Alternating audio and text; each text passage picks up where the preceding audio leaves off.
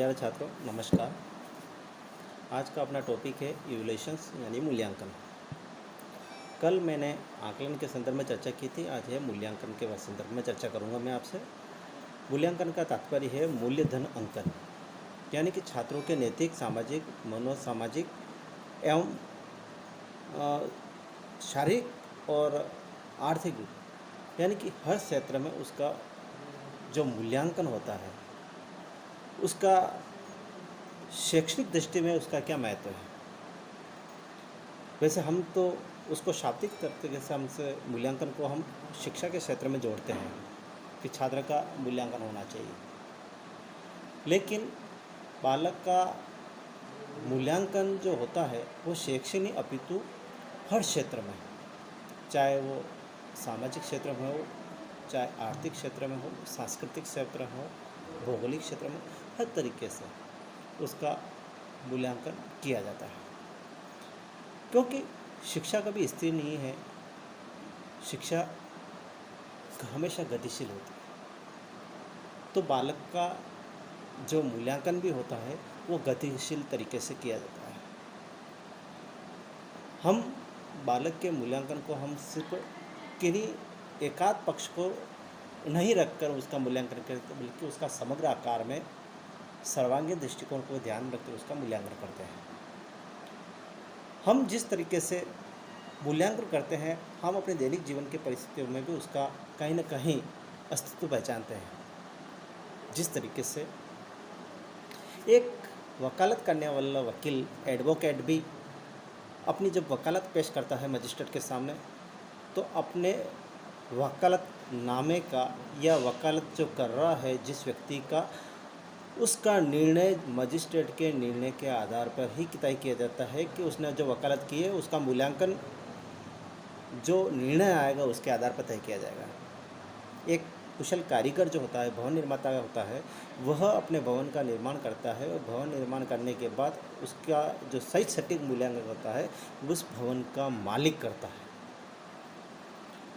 ठीक उसी प्रकार से एक बालक जब शिक्षा अर्जन करता है और शिक्षा अर्जन करने के बाद उसके गुण दोषों, उसके शिक्षण ग्रहण करने की विधियाँ, उसकी विषय वस्तु की पकड़, उसके अवबोध, उसके ज्ञानोपयोग का हर तरीके से उसका अंत में जब परीक्षण किया जाता है, परीक्षा ली जाती है, उसके बाद प्राप्तांकों के रूप में उसका मूल्यांकन किया जाता है और वह मूल्यांकन एक शिक्षक ही कर पाता है।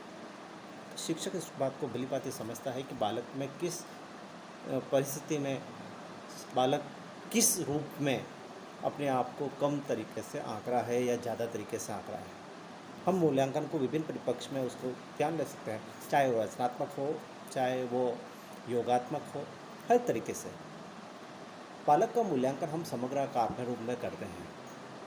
ये नहीं कि बालक का सिर्फ एक ही पक्ष को ध्यान रखते हम उसका मूल्यांकन करते हैं, चाहे हम उसको अलग अलग रूपों में भी देखते हैं, उसका बौद्धिक मूल्यांकन भी करते हैं, उसका रचनात्मक करते हैं, उसका व्यावहारिक परिप्रेक्ष्य में करते हैं, हर ढंग से उसका मूल्यांकन किया जाता है।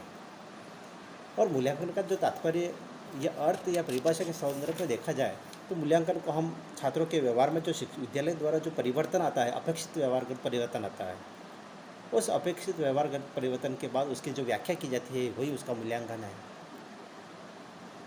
फिर एक कॉनबेक ने, जो दार्शनिक रहे हैं, महान दार्शनिक कॉनबेक ने उनके बारे एक मूल्यांकन के बारे में एक सटीक परिभाषा दी है। उन्होंने कहा है कि मूल्यांकन ऐसी प्रक्रिया है जिसके माध्यम से शिक्षक और छात्र दोनों के ही निर्णय के परिणाम अनुसार यह तय किया जाता है कि बालक ने शिक्षण के लक्ष्यों को कहाँ तक प्राप्त किया है। जब बालक अपने शिक्षण लक्ष्यों को प्राप्त कर लेता है, जब अपने मोटोज़ को या लक्ष्य को या गोल को प्राप्त कर लेता है, उद्देश्य को प्राप्त कर लेता है, लक्ष्य को प्राप्त कर लेता है, तो वहाँ उसका मूल्यांकन तय है। फिर उसके लिए जो कारगर या सहयोगी जो नीतियाँ रही है, जैसे उसकी शिक्षक नीतियाँ हैं या उसकी विषय वस्तु है या व्याख्या करने का जो प्रकार है या उसका प्राप्तांकों का निष्कर्ष है, वो सब उसके बाद है। लेकिन उसने अपने लक्ष्यों को प्राप्त कर लिया है, तो ये देखा जा सकता है कि बालक जो प्राप्त कर रहा है और प्राप्त करने के बाद जो अपने आप में अंडरस्टैंडिंग ला रहा है, अवबोध ला पा रहा है और उनको एप्लाइजेशन ज्ञानोपयोग कर रहा है, उसके बाद बालक में क्या सुधार आया है, क्या परिवर्तन आया है, ये उसके ऊपर तय किया जा सकता है कि उसका मूल्यांकन किस तरह से लिखा जाएगा, चाहे सकारात्मक आएगा या नकारात्मक आएगा, दोनों पक्षों में आएगा। लेकिन एक शिक्षक चाहता है कि बालक में सकारात्मक मूल्यांकन का ही प्रवेशन हो। हमें मूल्यांकन की आवश्यकता इसलिए होती है कि बालक में देखा जा सकता है कि उसका किस पक्ष को सबसे ज़्यादा अहमियत दी जाए, उसके विकास में कहीं कौन कौन से तत्व बाधक हैं, उन बाधक तत्वों को दूर करके उनका निराकरण करके बालक को और आगे की ओर प्रेरित किया जाए। ये देखा जाता है कि बालक को केवल एक शैक्षिक मार्गदर्शन नहीं देना चाहिए, उसका मूल्यांकन नहीं करना चाहिए, बल्कि उसको व्यावसायिक मूल्यांकन भी करना चाहिए कि बालक का किस किस क्षेत्र में सबसे ज़्यादा अहमियत है, ये किस क्षेत्र में सबसे ज़्यादा रुचि ले रहा है, ये भी उस मूल्यांकन के माध्यम से तय होता है। शिक्षा एक ऐसी दूरी है जिसके इर्द गिर्द बहुत सारी ऐसी गतिविधियाँ उसमें संचालित रहती है जिसमें बालक उसके अनुसार ही कार्य करता है।